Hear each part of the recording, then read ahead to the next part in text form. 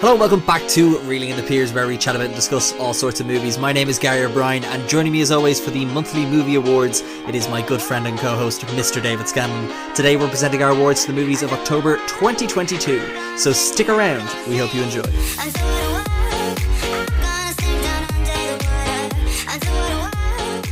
Well, ladies and gentlemen, Pierce Brosnan gets all the awards. Thank you so much for listening. We really hope you enjoyed. He's both worst, the best and worst actor this David, Pierce Brosnan is the best actor of the month. He's the worst actor of the month. He's also the movie of the month, the poovie of the month. He is the hidden gem of the month and the blatant muck of the month. What more is there to discuss? Yeah, I think we're done. I think that's a new record for quickest podcast. I know. People are going to be relieved. So for the next hour and whatever thing, we'll just, talk about the other movies that didn't win. Yeah. And you never know. You might be able to change my mind on maybe one or two of the movies, one or two of the awards not going to Pierce Brosnan. Yeah, that's fair. David, hello, welcome back. We're here. It's winter. It's winter. Winter's coming. The clocks have come back. We're recording this on Halloween. On Halloween, yes. Spooky scary season. Yeah. I should have loaded up some Halloween effects, but this is going up tomorrow. I don't have time. For don't this. worry about it. No one will appreciate it that much. No.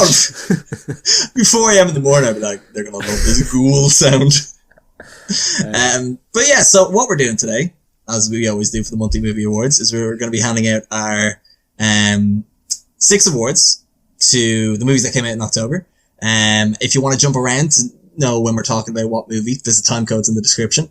But the movies we're talking about are The Woman King, The Lost King, Amsterdam, Halloween Ends, Decision to Leave, Black Adam, The Banshees of Inisherin, Entergalactic, Smile, and Bros.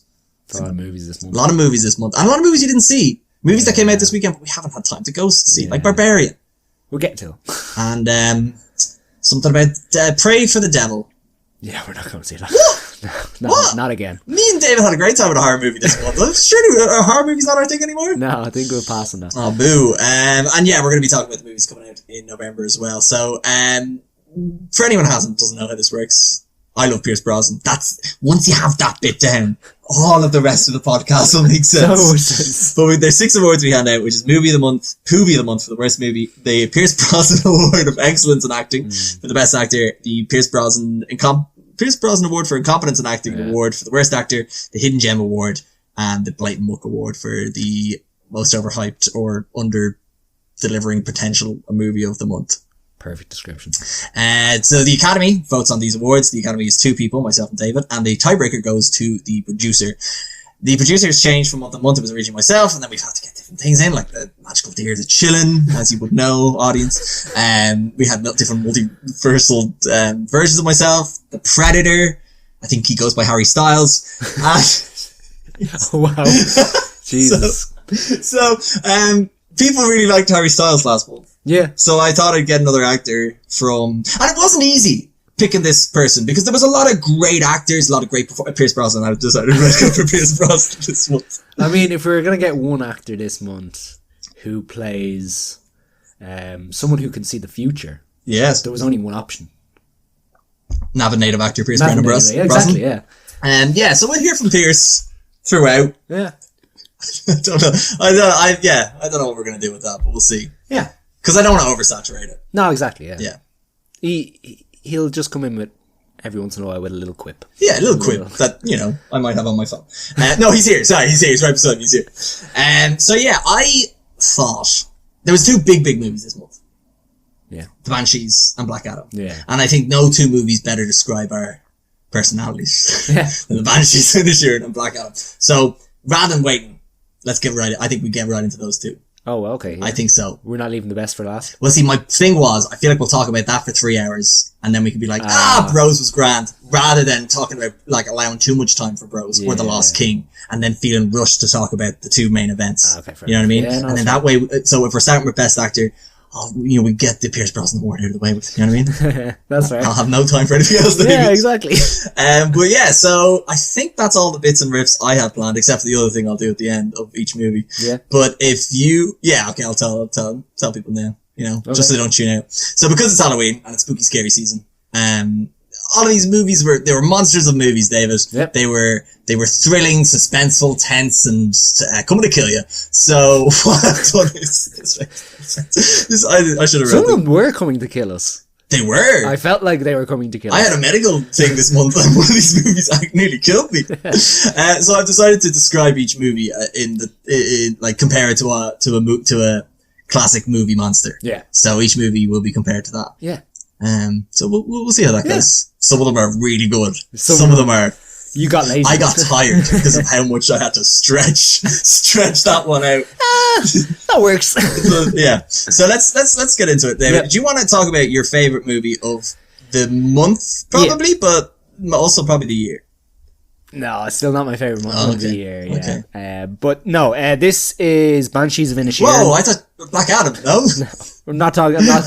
I'll get the Black Adam. Don't you worry. No, the Banshees of Inisherin is the new film that's written directed by Martin McDonagh. He reteams with his In Bruges crew, so Colin Farrell and Brendan Gleeson star. And just the kind of basic storyline is Colin Doherty, played by Brendan Gleeson, no longer wants to be friends with. We assume it's his longtime friend. It's not really very clear. Yeah. Pádraig O'Sullivan, played by Colin Farrell. And I suppose, like, that's the simple premise. Yeah. If I hadn't seen the movie, I would go in with that and nothing else. Mm-hmm. Because, like, honestly, when I had heard this premise, I kind of went in thinking, where are they going to go with this? Yeah. Like, it seemed a little bit too simple for me. Like, it didn't. It seemed a bit too dull, was it? Yeah, it just seemed a little bit kind of generic or whatever. Yeah. But I was pretty blown away by where they went with it. I've heard from people certain issues they had with the movie, but personally I really enjoyed it. Yeah. First of all, like, it's a film about existentialism, I think, is the main issue, but it's also about, like, your sudden realization of mortality. There's also this whole thing about, like, and another reviewer I listened to mentioned this, is that, like, we've gone from a world where we're more focused on being remembered rather than actually enjoying our lives and sharing it with people, like, who are quote unquote nice. Yeah. Which is another issue they bring up. And the idea of that kind of person being nice, you're kind of drilling it out of them. Yes. To make them, to harden them up almost. Yeah. So that's another issue. And then look, there is allusions to Civil War, which was it kind of takes place during that era in Ireland on the fictional island of Inisherin. And there's kind of allusions to that and the consequences of that, and kind of, I don't want to say the pointlessness of it, because some people feel there's a need for it, but in the end the conflict is pointless because they're in the same spot they were when they started. So look, I really, really enjoyed it. I think number one, like the acting is incredible. Well, that's what we're talking about. This is the best actor. Best actor, yeah. So this is up for everyone in it. Yeah, nominated. and that's the other thing is, like, there's four main actors in this. So there's Brendan Gleeson, Colin Farrell, the donkey, Jenny the donkey, Jenny of course. the donkey. Then there is Kerry Condon, who plays Colin Farrell's sister, and then there is Barry Keoghan, who plays Dominic, who's kind of the island doofus. But you know what, like, it's funny, he has these lines in it that make him seem really smart, or and there's a mirroring in the movie where Colm no longer wants to be friends with Pádraig because he finds Pádraig is too nice and a little bit too dull, but then Pádraig's doing the exact same thing with Dominic, that he says, he's probably the most dull person in the island, which is or isn't true depending on the way you look at it. Also, we'll try to keep this to as spoiler-free as possible. I know, that's I don't want to say too much if you haven't seen the movie, but like, just in terms of the production design is incredible. I've been to Inishmore and I've been to Achill Island, and they're both almost like characters in this movie, the way you kind of experience them. I was just, similar to how Missouri and Bruges are characters in Martin McDonagh's last two movies. Yeah, it is becoming a bit of a trend. and the location of Seven Psychopaths. Yeah, exactly, yeah. Wait, that's Hollywood. Hollywood, Jeez, you've just every Missouri to go and you've done the... I know, yeah. You complete the set. Every one. Then, in terms of, like, again, as I said, I was kind of blown away by the story, but just in terms of the acting, like, I really enjoyed the fact that everyone kind of got a chance to show their acting chops, like, and I mentioned this in my review, that it doesn't kind of take away from the overall story or the plot or anything like that. So it's not like you kind of get brought down a rabbit hole of like, oh, we just have to focus on this one person for this portion of the movie. It's linked in that way really nicely. And I think what's interesting as well, I know you're still in the middle of the setup, but I just wanted to jump in, was that like the press for this was so focused on Farrell and Gleeson. And if you ever watched any of them, the two of them would just always be raving about Conlon and Keoghan. And I don't think Kerry Conlon did any press for this. I don't know if she was shooting something else. I saw a bit of Kerry Keoghan doing some interviews and stuff. But yeah, it's weird that it's framed as a Gleeson Farrell like duo pick. Yeah. But there's other characters even outside of the main two. Yeah. Like Pat Short and John Kenny. Yeah. Like, I think it is, like, and like, wherever this movie goes, if this got nominated for an Oscar for Best Picture or something like that, I love the idea of those two lads being an integral part of a Best Picture nominee. Like, that is just, and I'm trying to talk too long at this point as well, but also the cultural nuance or references or, similarities, I guess, or how recreations of what the movie's able to do is great as well. Yeah. And it does feel so, like, true to what that part of Ireland is like at that time. Now again, it's 1920s kind of Ireland, but like the whole idea of being in a community that's so close knit that everyone knows what's going on between each person, that there's that one person we know that just wants to hear gossip all the time, there's the old woman who knows everything even before most people know it.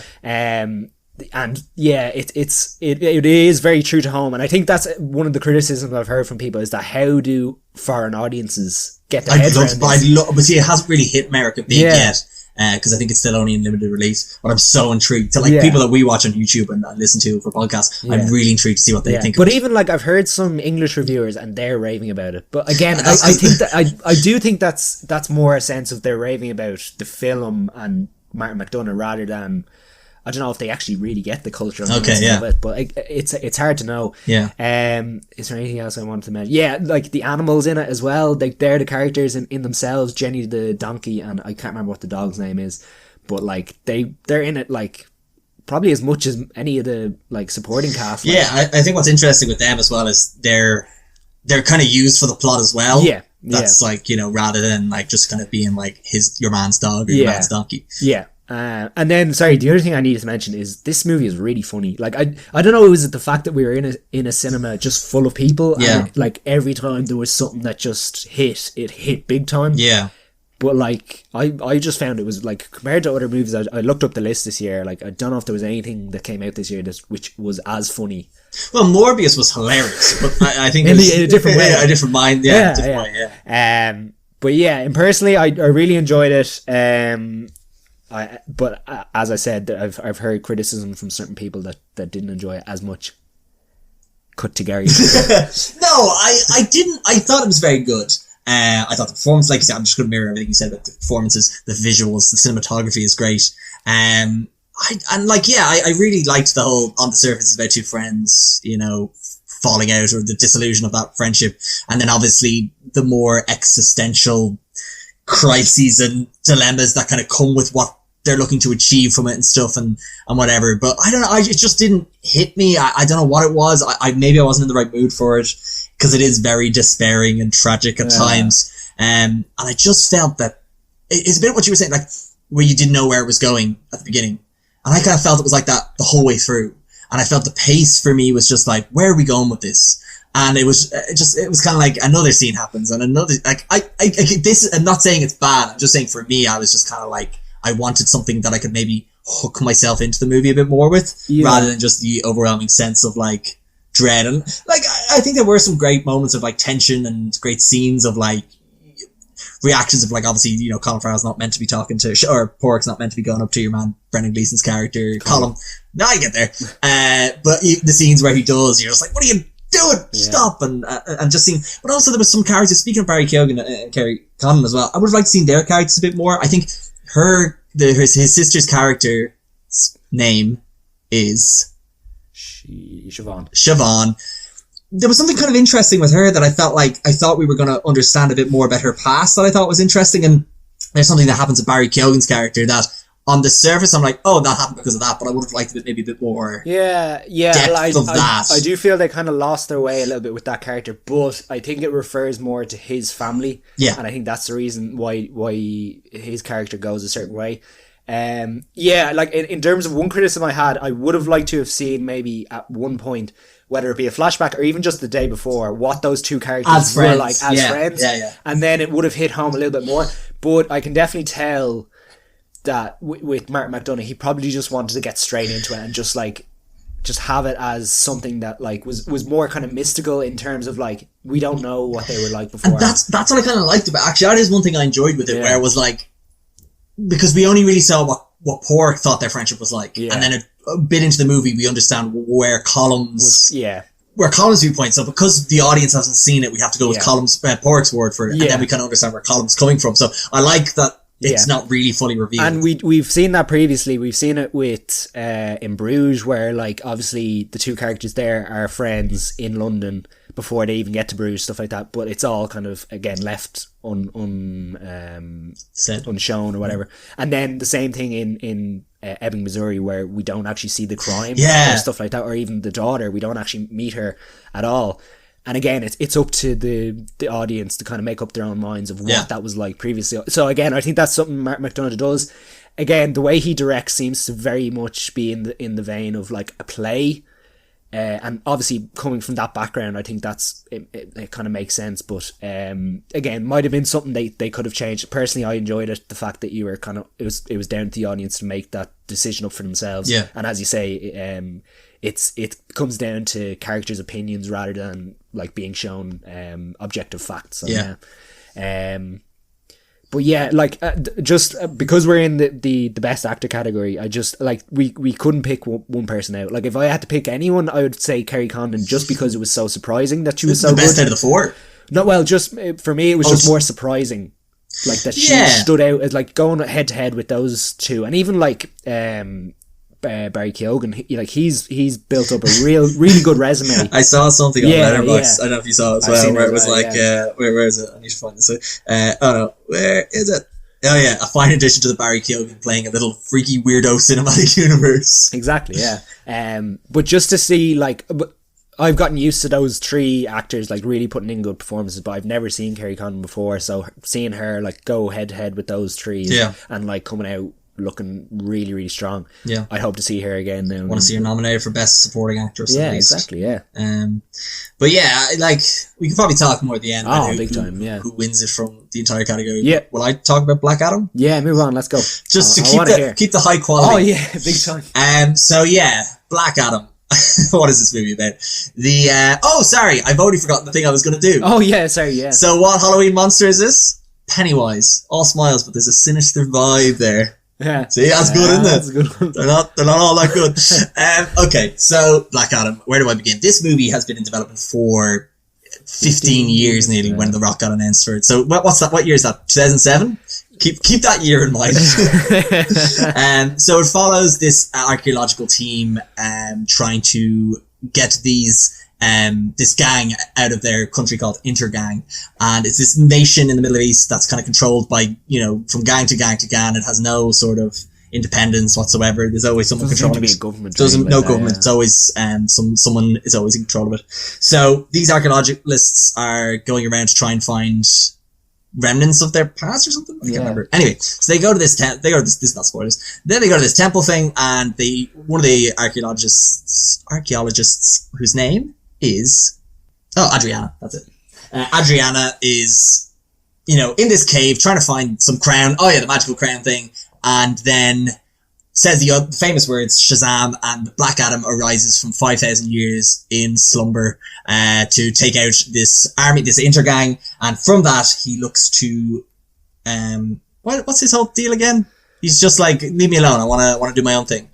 Yeah, he's kind of he says he's not a hero. Yeah, we'll get to all that. I just want to set up the whole premise. So he's going around killing people, all these soldiers or whatever. And I suppose the thing is that because this nation has been in kind of flux for so long and it hasn't really had a ruler, the fact that Black Adam shows up, they kind of have someone that they can get behind, and they obviously Adriana wants him to kind of rule, not even rule, but just be a protector of that country. Yeah. And so then what happens is Amanda Waller's, sees this as a threat to humanity and sends in the Justice Society of America, headed up by Hawkman, and he enlists the powers of Dr. Fate, Cyclone, and the Atom Smasher, and it is up to them to go and stop Black Adam from destroying everything by saying the word Shazam, which turns him back into his normal human form, because 5,000 years ago, the Black Adam powers were bestowed upon this kid who had been rioting against the king at the time. Yeah. And I get basically how the movie goes is exactly how you would imagine. The Justice Society gets sent in to stop Black Adam. He's like, I'm not joining any superheroes. I'm not a hero. I'm a bad guy. The whole thing. And all the while, Intergang are trying to get the crown so they can do the bad thing. Yeah. There's not much more nuance to it. No, yeah, that's fine. So I went to go see this by myself because it came out on the Friday and I just needed to see it. I was just, whatever mood I was in, I was just like, I'm just going to see this by myself. And I had a fucking great time. This movie is wall-to-wall action. It is nothing special. It is everything you've seen before in a superhero movie. And by that I mean, it steals the best part of superhero movies from the last 15 years. Whether it's the slow-mo scenes, whether it's some of the quippy dialogue, whether it's character power sets. Music as well. It steals everything. But for me, it was just such a turning off the brain and just watching this action unfold, and I can so get why people don't like it. However, I do think the Rotten Tomato score is very harsh on this movie. I don't think it's half as bad as some other stuff, especially what Marvel has done. For me personally, I think this movie is better than Eternals. I honestly think it's better than Spider-Man No Way Home. I think it's better than Thor 4, no more Thor, far from bored, and also Doctor Strange. Can we get some fucking sense into this movie, please? It is a more enjoyable movie. Yes, the dialogue is not fantastic. I know one of the complaints you had, David, was that it's just too much action and too much falling about, or too much like flaying about. However, I'm like, it's a rock superhero movie. He's not there to deliver nuanced character development and dialogue. It's all smashy smash. The CGI is quite impressive at times as well, except for the one scene in the flashback that I don't want to spoil. But also as well, just to mention as well, as much as I joke about Pierce Brosnan, the character of Dr. Fate is so well realized in this movie and so well utilized, except for the bits where he's like, I gotta go now, bye, where he would have been very useful. And Pierce Brosnan, he does alright in it, but like the character itself is what kind of shines through. I thought some of the other characters, Hawkman, played by an actor called Aldous Hodge, was very good. Noah Centineo was grand. He's, doing the, doofusy character to get the, young TikTok girls to watch the movie. And then I saw Cyclone, even though, like, again, we don't even learn much about these characters. We're just thrown them and they're like, here's what these characters are, just go with it. But I just thought her power set, even though I don't fully understand what it was just visually interesting. And I just thought it was kind of cool. So look, overall, it's not it's not a slam dunk. It's not a Dark Knight, but it's just a fun time in a cinema. And for that, it gets the nomination for Pierce Brosnan as Best Actor of the Month, because it's his award, David. We couldn't disrespect him like that. This is his first movie of the year. His first movie of the year, yeah. So he had that other one called The King's Daughter, which was filmed in 2012 and only came out this year. Yeah. Questions, thoughts, comments, David? Yeah, I kind of disagree. Yes, almost all of that. Whoa. Yeah. I don't know. Like for me, like the interesting bit was probably doing the archaeologist bit at the start, where they find Black Adam, and then when he comes out, I think the action scene where he comes out and starts fighting, like, that's pretty cool. And then he goes outside and starts fighting, and that's pretty cool. And then he meets the Justice Society and fights them for a bit, and kind of getting sick of this. and then Entergang come again, and he fights them. So where's the bit where you weren't enjoying it? It was just, and it was too long as well. No, like, positive, in terms of positives, I think there was something they could have leaned into, was the fact that yes, I know what you're going to say already, but the Justice Society appear once Black Adam is raised from his tomb or whatever, but like, this is a country that's been under rule by this gang or whatever, or mercenaries, for years, and they haven't decided to fight against them at all.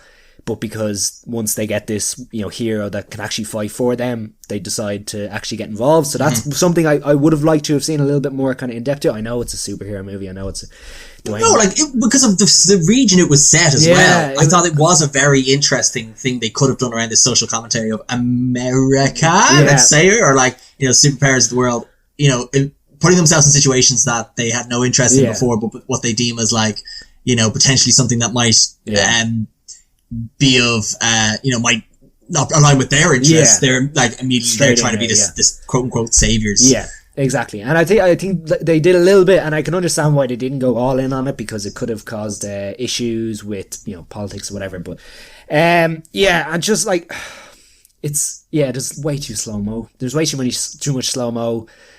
Like, the action is fine. I think, like, the third act falls apart for me. Yeah, for me as well. Again, I just want to jump in just to clarify that I don't stand by this movie as a solid bit of work. I think if you're on board with the movie until the third act, because there is a scene, and you had said it to me before, where I'm like, okay, the movie can be done now, but then it's not. It's not. There's another 40 minutes. But, you know, I was so on board with it by then, I was kind of like, you know what, fuck it, I'm here for it, you know what I mean? Yeah. Even though, like, the villain kind of shows up out of nowhere, like Wonder Woman. Yeah, it's exactly like that. Oh, this is happening now as well. Yeah, and it's the same thing where we see in Marvel movies that they do the whole thing where it's just the good guy is fighting the opposite of him, except they have the same powers. I think DC are falling into the same trap of, like, third act, just the movie just falls apart because they're like, what do we do now? We'll have a fight. But yeah, it's totally fine. Like, I disagree with you in terms of, like, some of the Marvel movies. I don't think it's as good as any of them.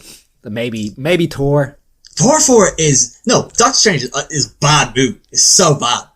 Well, I disagree anyway. Okay, but you know, we can always go to the fucking project. Oh look, it's Pierce Brosnan. You're done, mate. But in terms of, like, the actual world, I do like the fact that the Justice Society just is there. There's no kind of need to build them up. I think Dr. Fate and Hawkman were pretty cool. Like, there's no backstory to any of them, but I probably do enjoy that.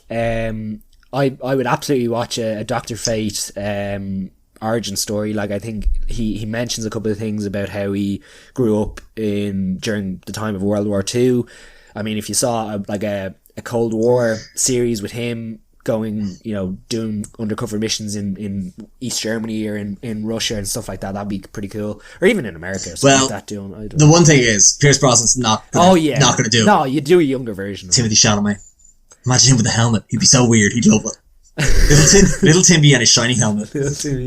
Yeah, I've heard he doesn't want to do any superhero shit. But I agree. I think there was something there you were saying around Dr. Fate having such an interesting.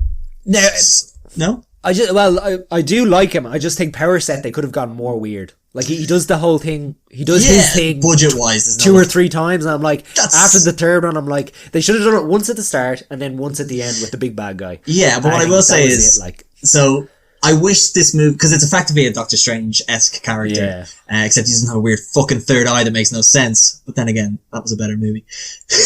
I'm so bitter about that, David. Yeah. No, but as in, like, this movie was like $200 million or $100 million. Most of that went to The Rock. So, like, you couldn't really do much with it. But I think if this character had his own thing, you could probably pump a lot more into the effects. I also don't like The Rock. So, I have the same thing. Because The Rock's not playing Black Adam. He's playing The Rock as a superhero. Yeah. But when you kind of think of it, I'm not going to defend it too much. I just think it's an interesting observation where it's like, The Rock is, like, the only person I could think of that, like, if you found out he had superpowers, I'm like, that makes sense.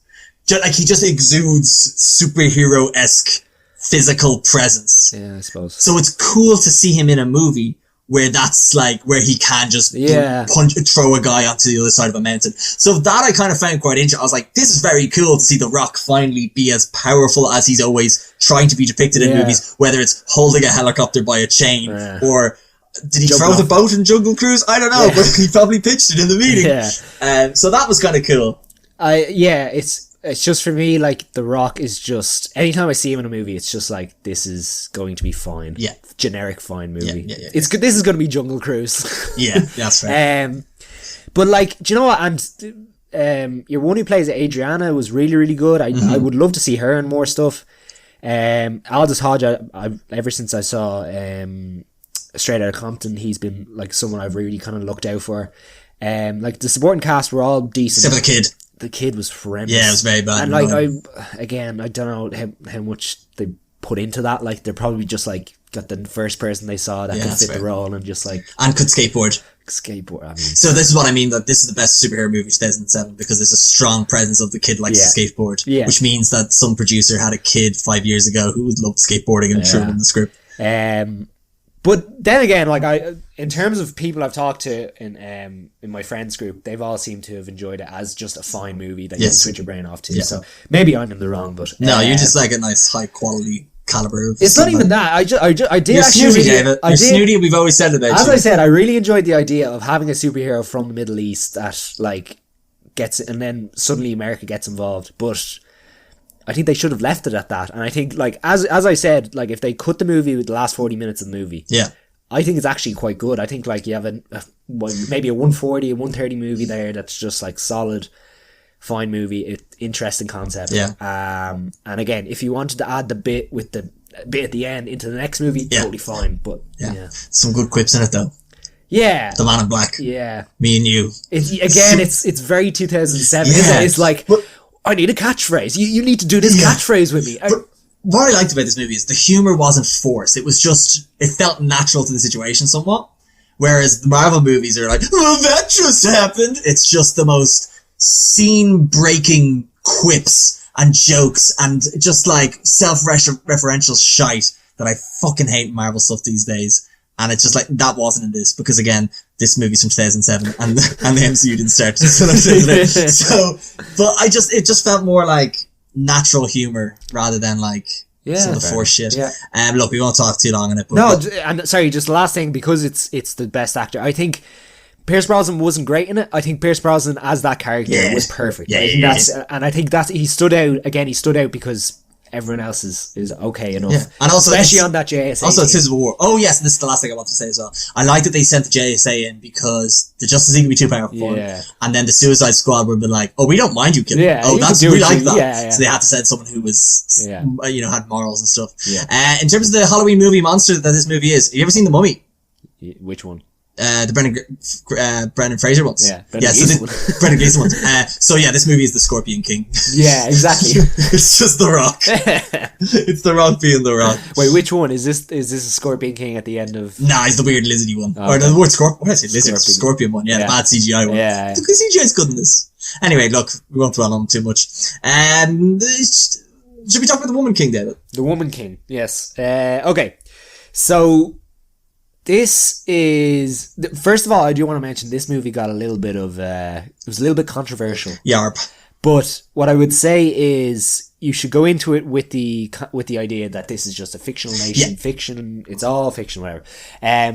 So this is a movie that takes place in like the 1800s. It's in the African nation of Dahomey, who are in conflict with a neighbouring nation known as the Oyo Empire. And the Oyo Empire are also kind of have this association with European slavers. I suppose Dahomey also does, but not as much. So there's a little bit thing. But the Dahomey nation has this all-female group of warriors known as the Agoji. And they are led by Viola Davis. I need to get the list of characters up. Nan Iska. Anyway. Nanaska? Yeah. Anyway, she's the leader of this female group of warriors, and they kind of protect the nation of Dahomey alongside some other warriors, but they're kind of the elite of the elite. And I suppose the main kind of concept of the movie centers around a little girl called Naui, played by Tuso Medu. If I said that right. Who joins the Agoji because she can't find a husband, or her adopted parents can't find a husband for her. She's kind of very headstrong. Is that the word? She's a rebel, David. Rebel, yeah. So she joins the Agoji and is trained by Lashana Lynch's character. Is okay? Sure. Is okay? Anyway. Lashana I'm not trying to disrespect the actual names, but just in terms of not butchering the pronunciation. I just exactly, And so that's kind of where the story centers around, and it's a lot of kind of to do with politics of the nations, and there's a big concept around kind of slavery and what was happening at the time, how, you know, African countries were kind of being split up and kind of ripped apart, especially, you know, the poorer populations were just being ripped apart by not only, like, European slavers, but also you do see how the people in charge of those countries were kind of sacrificing their population to improve the wealth of their own nations. So high concept in that terms. And I did enjoy the fact that, look, this is a movie centered around a African nation, and almost all black cast of actors who I must assume are of African descent. And number one, I think the first thing that comes to mind is Lashana. If we're going to mention this in the best actor category, Lashana Lynch's character is probably the most nuanced. She has probably the most to do in terms of being a mentor to Naui, being a leader to the group, but also in terms of her fighting style and stuff like that. It was really kind of a development on what we've seen in the latest James Bond movie. But then I also need to mention Viola Davis's character, as she is, again, nuanced in the fact that, number one, she had to get absolutely huge for the role. Yeah. Like, I've never seen her like that, and I know she's old enough, like, but she can definitely tell she put a huge amount into this. Again, she's a leader, but she's almost that kind of quiet leader, leads by example rather than, you know, kind of shouting out and telling people what to do. But then there's a little bit of a kind of story point in the movie where she becomes very, very emotional, and there's another character who comes into the movie, and there's a big kind of conflict there, and it really affects her. So she does a really good job in it. So those two characters are really, really strong. And the one other thing I need to mention about the movie is the production design is incredible. Yeah. Like, I would say this movie would be top tier. Like, it would be right up there with the Oscars if only they didn't make the mistake of the action direction. Yeah. So, like, production design, acting, story, costumes, sets, costume, everything is really, really incredible. And the only thing that it really falls down on is its action direction, which at times was unwatchable. Yeah, it really took me out of the movie. Because just how many cuts there were, but then also that where the camera was placed in terms of, you were so close to people, you couldn't really get a sense of the scale. There's some great locations they shoot on for these fights, but you never really get the sense. There's a few shots of scale, but I mean the coast to coast, like combat sort of stuff, and then even there's a kind of a port city or town or village that it seems like it was a real set that was built, but we never really get the idea scope of or even where locational where characters are at certain times. It's very blurry, and also just in terms of like Oscars and stuff like that, I really think this, I think it still could, because I guess maybe not so much with the controversy that's kind of gone with this movie, but I think it could have gone down as like but even still, the two movies I'm about to mention, Braveheart and Gladiator. Yeah, Gladiator was the first one that came It's to so mind, similar in terms of like how real it feels that you're kind of actually watching footage from that time, except for the gas tank in Gladiator. But those are movies that had controversies. Most of Braveheart didn't happen. Like, it's all like the Battle of something bridge took place in a field in the movie. Like, it's all these sort of like, I understand the difference between that and what is kind of happened with this movie, but I still think in terms of the production, like you say, the production of it, and also the performances, Lashana Lynch is incredible in this. She's so endearing, and like, after seeing her in what was the name of that bad movie? Oh yeah, Doctor Strange in the Multiverse of Madness. But seeing how great she was in There's Simply Not Enough Time for James Bond to Be Dying these days, she has the ability for the action, but also just seeing her in this, it's the action drama as well. Same as Ana de Armas as well, which is why I'm gonna keep pushing for a James Bond project with the two of them. But so she's fantastic, and I hope she gets more work and critical acclaim from this. But Viola Davis as well. I know I'm just gonna keep mirroring what you said, but like, whatever age she is, what age is she? 50 something, let's say 50 or 60. We going with? She's 57. Oh wow. She was on Hot Ones actually. She did a great Hot Ones episode. 57, yeah. 57. Jesus. But like, she does all her own stunts. And she is physically commanding of the tribe and stuff like that. It's really, really impressive. And I don't know, what age is Liam Neeson? 70 something. Yeah. This would have been around the time Liam Neeson would have been this age for like Taken. Yeah. This is like 10 times more impressive because, like you say, there's not only just the action bits, but there's the emotional thing as well. I saw something where it was like Viola Davis does snot crying like nobody else. Yeah. But yeah, and also I think the story that they tell in it is quite interesting too. Yeah. But yeah, I think, just to keep going, just to go back to it, I think, the big thing for this movie was the action, and that's a bit long as well. But and another thing actually I want to mention as well was it does a great job of having male characters in it. Yeah. As like you said, there is another regiment of this tribe that is for men. Yeah. And it's not saying only the women fight and only the women are strong enough to fight. Yeah. But this movie shows that why the women are better at it, because one expects them to be the fighters, and two, they are more creative. They have to be more creative than the other tribes because they're not as strong. Yeah. So they're actually more intelligent and clever and dynamic about how they fight. Yeah. I feel like it would have been a very bad message for it to be like, oh, the women are just better at it. Yeah. But this movie kind of shows why the women do it, which I thought was great. And like there's good male character of John Boyega as well. And I think it's really interesting, his character, where, he's technically the king. Yeah. He commands everyone. Yeah. But he understands the dynamic of why it's important to have a strong relationship with Viola Davis. Yeah, military personnel. Yeah. Being side by side and having that person that he can rely on. Yeah. But yeah, like, and the fact is, like, we're taken through the whole process of becoming a member of the Agoji with Naui, and I think that gives us an insight into why these warriors are so elite and why they are kind of different, and when they go to war, when they go for a fight, they feel so confident that they're going to win because they've been through so much, even to get into this regiment or whatever. Yeah. The other person I will mention is Shayla Atim. She's one of the other members of the Agoji, but she's more the person who leads them in terms of like, with words, whatever, and she seems more like the person the audience can kind of get behind in terms of like we see everything through her eyes in terms of like, what's going on with Viola Davis's character and stuff like that. She's kind of the helping hand in that terms. So like just in terms, I'm just going through the whole cast there. It really is a strong kind of group there. Yeah. But as you say, the first thing that came to mind when I came out of this is like, it could have been a Gladiator. Yeah. It could have been something like that memorable. Unfortunately, it kind of just, as you said, falls down on the action film. But again, it's a first time director. Yeah. Gina Prince Bythewood. I think she might have had writing credit on it as well. Yeah. And just to go back to actually the writing, and I think the story in this is probably a bit stronger than a Braveheart. Yeah. Because Braveheart's boring as fuck.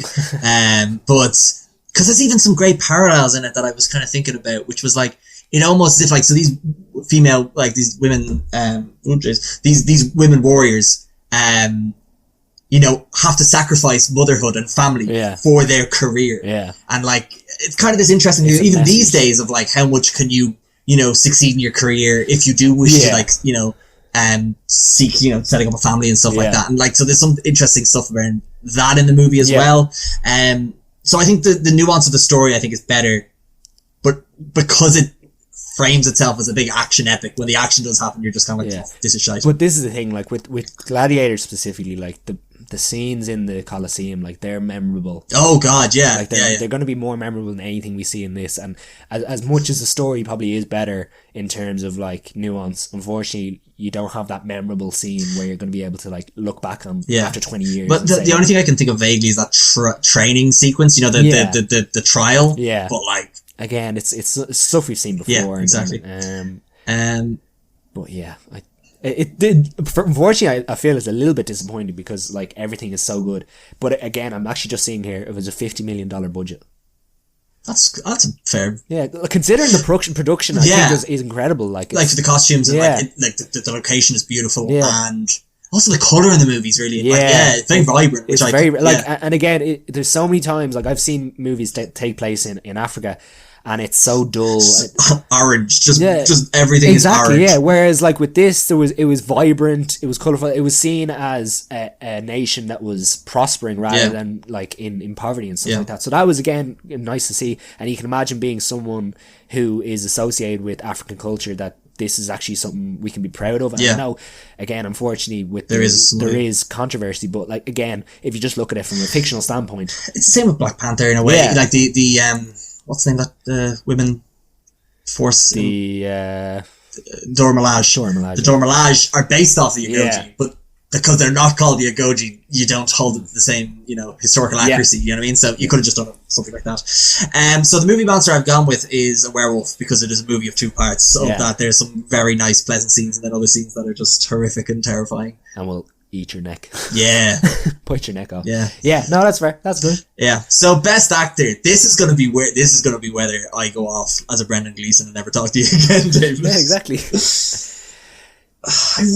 Okay, so because I was so not a big fan of Banshees, I'm like, and because Pierce Brosnan is such a meme of a thing of mine, I want to give it to Pierce Brosnan, but I know it is not good. So for me, it's either someone from Banshees or Lashana Lynch. Yeah, that's fair. That's my offer. That's Someone from Banshees. someone from Banshees. I'm happy for you to throw any name at me, and I'm going to compare it against Lashana Lynch, and I'll decide. Well, me, you, and the producer. Isn't that right, Pierce? Oh, Pierce! What's that, Pierce? What can I do to sway your opinion on this one, Pierce? Plenty of pints. Well, that's an easy packing. We're just across the road. 2 pints for this man, We're please. just across the road from a pub. Don't tell people where I live. Across the road from a pub. I mean, Yeah. that's really narrows it down. I want people to know I live beside Sean's in Athlone. Exactly. Yeah. Fuck, I don't know.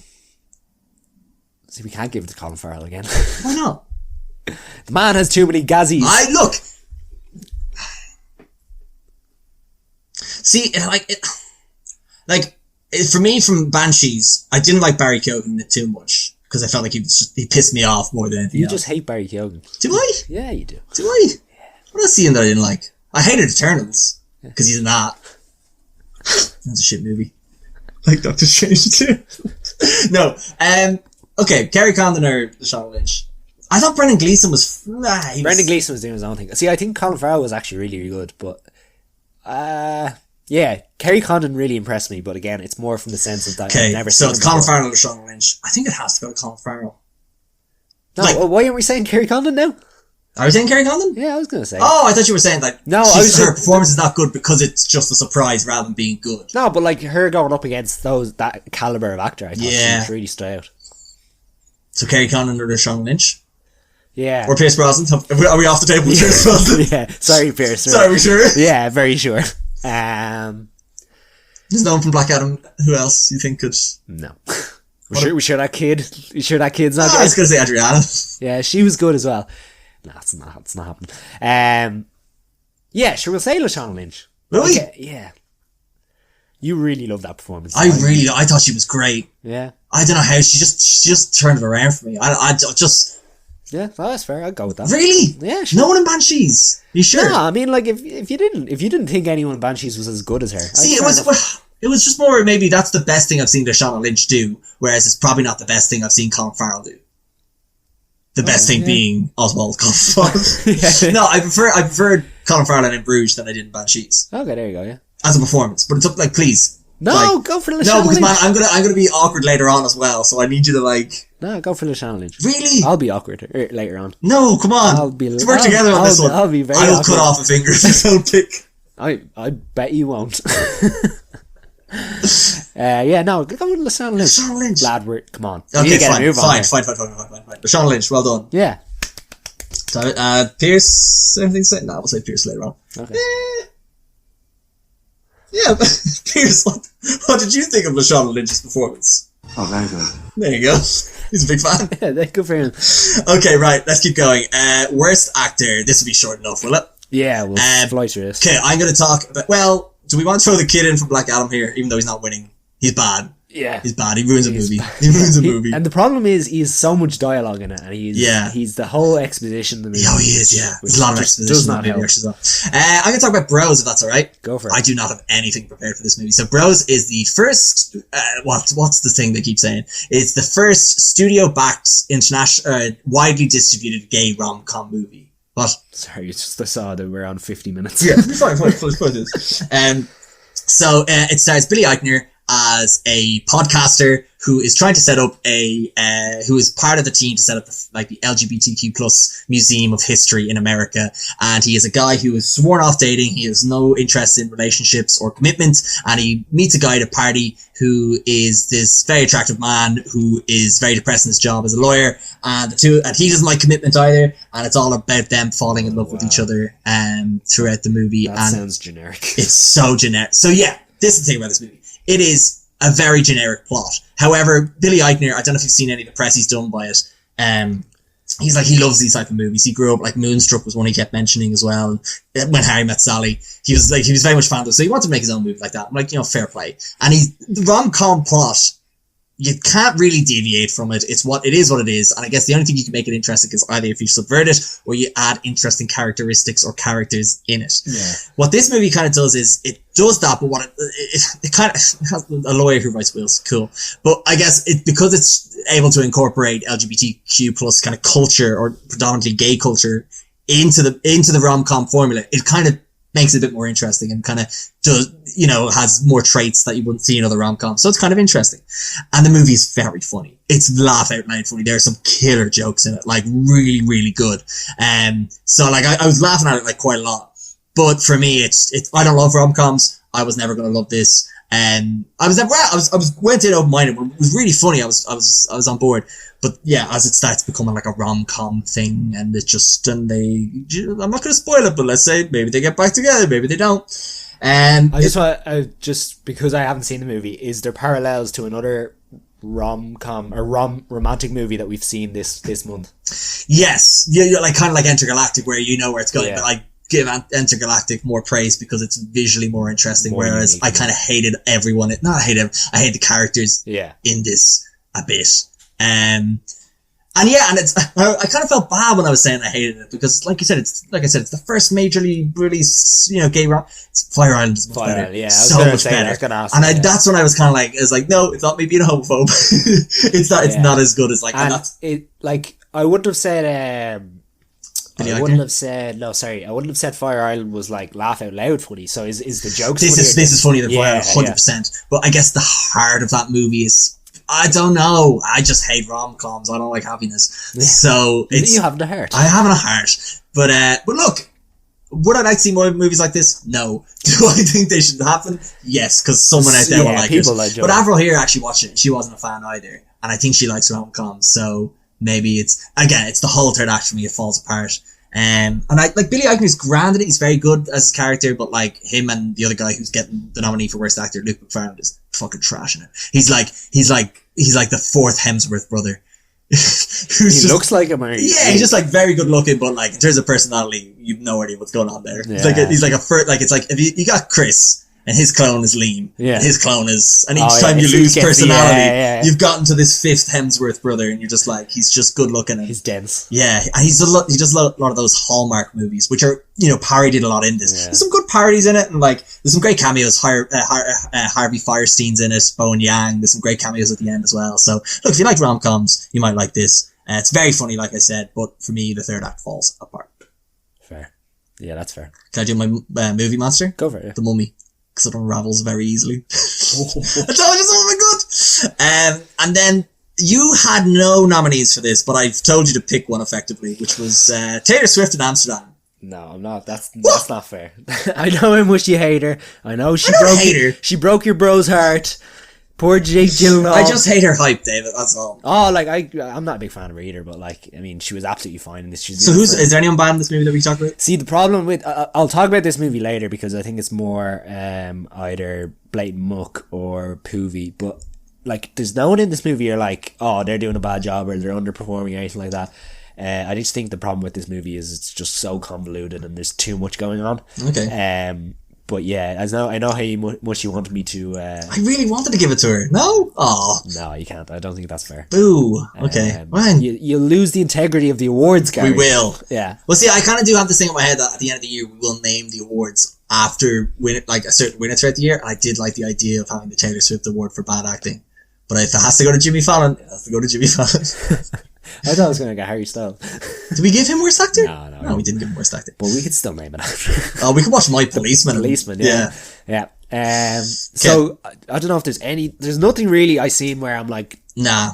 I'm happy to see it. Like, for me, I tell you what, when I saw Halloween Ends, there's probably some bad performances in that, but I don't think it's as bad as, again, I don't think it's as bad as people, like, the quality of the movie. I'm happy to give it to the fucking Luke McFarlane.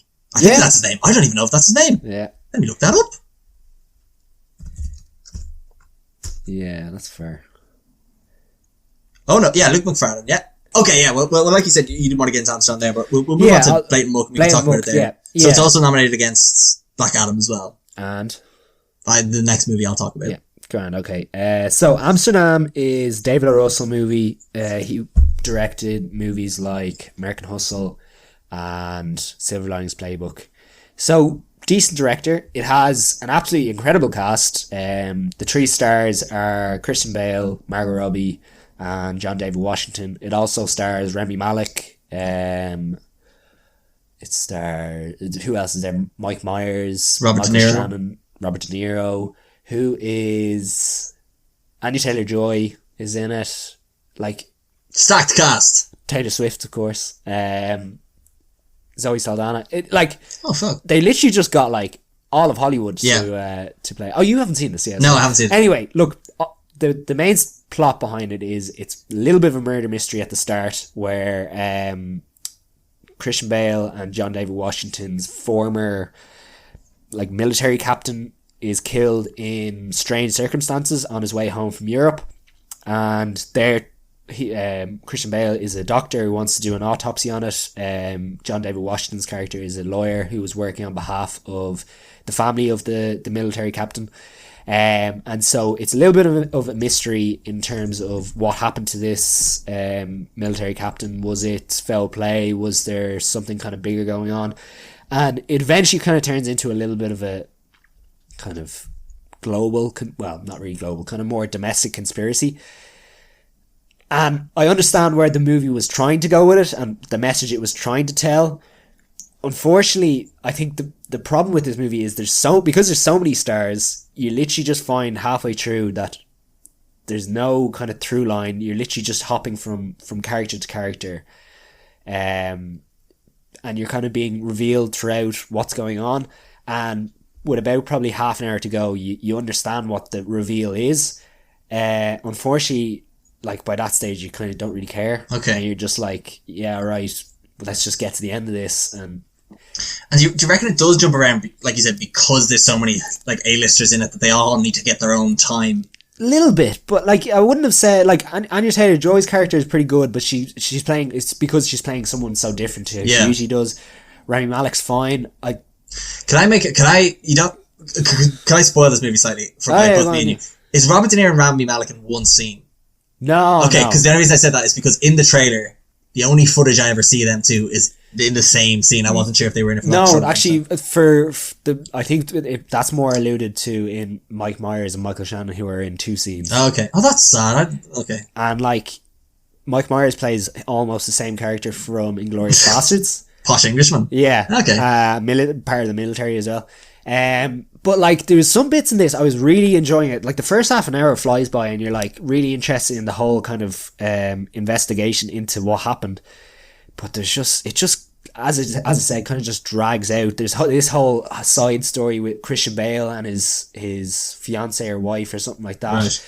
There's the whole thing of Margot Robbie's character is kind of having this mental breakdown, is being manipulated by her family, and I don't really want to spoil it, but the main conspiracy really doesn't come into it until we get to the last kind of 40 minutes. Right. And by that stage, you're so kind of jumbled up by what's going on and where the characters have gone that you're so confused that you don't really care. Yeah. But like, what I have to say is, and the reason I didn't want to have it in the worst actor category is like no one does a bad job. Like, everyone's totally fine in except the editor. Yeah, maybe. Yeah, that's scriptwriter. Probably it. Like, and the creepy director. Christian Bale was really good. Like I thought he always does a good job. Yeah. Like even in bad movies, like Thor: Love and Thunder. Thor: Love and Thunder. Yeah. And like John David Washington's fine. Like he doesn't have to do anything kind of different than say what you've seen him in previously.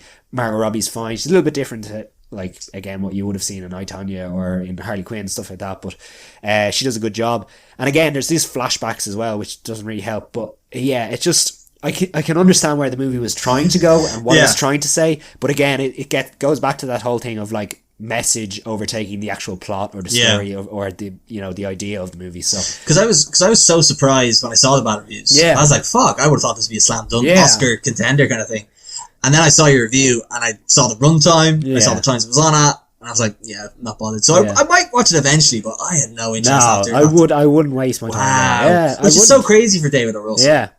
Because he's done some good stuff. Yeah, and I'm saying, like, what I'm saying here is... Sorry, when I say good stuff, I mean films, not the other creepy stuff he's done in his life. Yeah, what I'm saying here is there is probably a good movie there. Unfortunately, as you mentioned, some of the editing is horrendous, and there's just so much going on. It's so convoluted, and I wish they had have just... It's like he had about 3 scripts, and just like, I'll just make one movie, and add all the characters into the one thing. But yeah, I can understand, like... The huge conspiracy at the end is more kind of political or whatever, and I can understand why he made it so recently because of certain things that have gone on in not only in America but in Europe. There's this kind of political wave that's appearing, but it just gets lost in the whole shuffle. Right. So yeah, let's be done with Amsterdam. Yeah. So yeah, I guess the only thing I'll say about this movie then is, so it's obviously a movie that's like potentially ruined the career of some actors being cast in big stuff. Like the producer might be like, oh, I don't want to be casting these people. So I just thought I'd ask Pierce, what would you say about, what would you say to maybe one of these actors about being in Amsterdam? Then maybe you shouldn't be living here! Oh, I see what's happened. He thought they lived in Amsterdam. See, the way I thought you were going to go there is, what would you think about these actors being in Hollywood? Oh. No, I was going to keep that Amsterdam because he got confused. When I said in Amsterdam, I meant the movie. He obviously thought, we could ask for clarification, but he's a busy man. Okay, cool. Oh, and then in terms of the Hollywood monster, I said Frankenstein, because it's all these parts taken... Perfect. Yeah, lifeless. Right, I'm going to... Speaking of movie monsters, Halloween Ends. Script. Where do we start Why do this? I guess a bit of backstory, which I love to do with anything, is I had never seen a Halloween movie before this year. The Halloween franchise, not just scary movies. I pissed the bed until I was 28. No, and this is so I watched the 1978, I think it is, one this year, and then I watched the reboot, I guess, in 2018 one, and then the 2019 one as well after this. So why I specify this is I don't have much of a long-standing relationship with the Halloween franchise, and then this movie has obviously come out now as the sequel to the sequel of the reboot of the original. The third reboot. Third rebooted sequel. So going into this, I was kind of like, cool, this is when Halloween ends. This has only been a 6-month journey for me, but 40 years for some other fans. So when I saw the reviews coming out, I was like, oh, this doesn't look very good, but I still gave it a shot. So I guess what this movie's about is it's 4 years after the last movie, which is when Michael Myers escaped custody and went to attack Laurie Strode, in her house, but she's been waiting 40 odd years for him, and looks to take, this is spoilers for the reboot and the sequel to the reboot, Halloween Kills. And he goes to her house, kills some people on the way, as he loves to do, and she locks him in the basement, lights him on fire. The second movie, Halloween Kills, then shows him getting out of that basement and going to hunt them down. And it's a movie, not to get into it, weird social commentary messaging throughout it. And she then kills Laurie Strode's daughter. So this movie takes up 4 years after that, where Laurie lives with her granddaughter. And again, it's about them trying to get back to society, get back to community. She's writing a book. Her daughter is working in a hospital. But what's also happened in those 4 years is, and again, this is maybe where the social comedy of this movie kind of comes in, where it's like, everyone's looking for the new Michael Myers. Who is the next scourge of this society? So there's an instance of a babysitter, which is the opening scene of this movie, where a babysitter accidentally kills the kid he's babysitting on because he basically slams through a door and the kid falls off a balcony. But he becomes the Michael Myers nearly of the society because he's like, I don't know if this is where the movie was going, where he's like, quote unquote, cancelled. And I think this is where the movie was trying to go with, like, this is what happens to people when, you don't give them a chance to redeem themselves, kind of thing. So, like I said, 4 years after this, there has been a re-emergence of Michael Myers killings, and the movie goes in a very weird direction very early on, which I think was going to be what would, be quite polarizing for fans. But again, for me, it was something different I haven't seen in the last 3 movies I saw just this year. So like, finally. So I found it really interesting, and I actually find it quite enjoyable. But I think people who liked the franchise wouldn't be a big fan. And it's pitched as the big, Jamie Laurie versus Michael battle, and that really doesn't kind of happen till the end of the movie, while another movie happens in the middle of it. And in terms of the ending, for me, I was happy enough with it, but online doesn't seem to be a big fan of it. So I think I gave it, so it's in this blatant muck category for the reason of like, it probably didn't live up to the expectations that people had for it as the definitive end of this franchise. Until they reboot it again, of course. But not to give any spoilers away, but I'd be very intrigued to see how they would do that. Any questions, follow-ups? There's not much I can really say. Like, of the Halloween movies that I've seen, they're all fine. It's just a slasher movie. Like, I can understand how some people might have a love or an affection to the movies, but never really have. Like, the first one I saw was in 2018. I saw the rebooted one.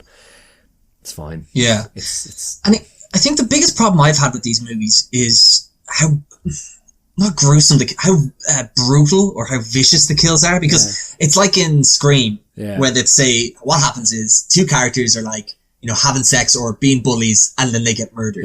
Whereas these movies are, Michael Myers just fucking kills anyone for anything. And I've always found that kind of hard to watch, especially because of how gruesome and violent they are. I'm like, I don't like, I understand they're trying to get the point across that Michael is a monster. But like, it's quite tough to watch. Whereas this movie kind of plays with that in a better way, I thought, that I could get on more, on board with killing people, but more on board with what the movie was trying to do. But like, I was pleasantly surprised. But again, if the ratings, if the Rotten Tomato score and the reviews were higher and I went into it, I'd probably be underwhelmed. But, just, it exceeded my low expectations, much like Black Adam. So it's in blatant muck for that reason. And look, I think, and another thing that was bad with the last one was, Jamie Lee Curtis was barely in it. She's a bit more to do in this one, acting wise as well. And, that's about it. I suppose our nomination here, our decision here comes down to which is the most blatant and which is the muckiest. I think I haven't seen Amsterdam, but based on what you were saying, I think because that has Oscar-winning caliber directing, and has he won for writing? It probably has, yeah. Do you know what I mean? Like, I think he must have won for Silver Linings Playbook. Did he? I don't know if he won that movie. I don't know if that was the movie or he won for the writing. He would have won for the... No, do you know... Or American Hustle, was it? American Hustle win? Talk myself. 1 sec. Let's look up the David accolade. Oh, he's only been nominated for 5 Oscars. He hasn't won any. Oh, there you go. Anyway, he's an Oscar-nominated director and writer, and... he's done writing. So, whereas David Gordon Green did Stronger, and it's Danny McBride is one of the co-writers. Nothing against those actors, but you don't expect high quality stuff, especially the Halloween. It's a sequel of a Halloween movie. Like, what do you like? So I don't think it's blatant in any regard. I think it could definitely, if it was as bad as I thought it would would definitely be a nomination. It'd definitely be a contender for Poovy. But I think from blatant muck, I would say Amsterdam. There's also an argument to be made for Black Adam, but that's not going to happen. Okay. No, okay, Amsterdam. Yeah, that's fair. It's the blatantest of the muck. Yeah, there we go. Right, okay, let's get. Say who's your movie? Michael Myers. Michael Myers. Hold on, I had something for this though. Because much like the man himself, the franchise is old, worn out, and needs to die. Yeah, that sounds right. There you go. Right, let's get into the hidden. Check in with Pierce. No, we checked in with Pierce recently enough. Pierce. Pierce, can I get you anything over there, Pierce? Vodka martini. Shaken, not stirred. There we go, we're getting one of those. This bit's not good, but I'm having a fun time. Hi there, sorry for the brief interruption of the podcast, but I thought I would use this time that could be deemed as quote-unquote ad space as a chance to briefly talk about a charity that I'm raising funds and awareness for this month. It's called the Movember Foundation. It's a charity that was set up in 2003 and it raises awareness for men's health issues such as mental health and suicide prevention, testicular cancer and prostate cancer, and with the money they raise they are looking to seriously impact men's health research and transforming the way the health service reach and support men. So for this month of Movember, I'll be growing out a mustache, but also raising funds. And there's a link in the description where you can donate to my Movember, but maybe you know someone else doing Movember that you could donate to either. Either is perfectly fine, but also do not feel any pressure to do so. Times are quite tough right now, and even if this message just encourages you to check in on yourself or a mate, that is just as much as I could ask for. So thank you very much for listening. Let's get back to the very silly movie podcast. Let's get to hidden gems, David. Why don't you talk about Decision to Leave? Yeah, so this is a Korean movie, and I think that's important to say because I've known people who went into it thinking it was English, and obviously the subtitles come up and they're like, what? This is a strange combination of like mystery crime movie and romance. Okay. Like and the best way to describe it is it's like this romantic movie that has been directed by Hitchcock. It's like mystery crime with this forbidden love story. We have Hae-jun is a detective in Korea in a big kind of city, and he comes across a murder. Well, he assumes it's a murder where a climber has fallen off a mountain, and obviously he's dead, but his wife is kind of the prime suspect, who happens to be a Chinese immigrant. And so he gets kind of obsessed with kind of following the wife, Seo Ray. Yeah, the only reason I just thought it was funny because there's a scene where he says her name a lot, and what he says versus what's written on screen do not look like they correlate. Yeah. But he becomes obsessed in terms of like just following around, keeping sketch on her outside her house, stuff like that, trying to figure out is there anything he can find that'll pin her to this murder.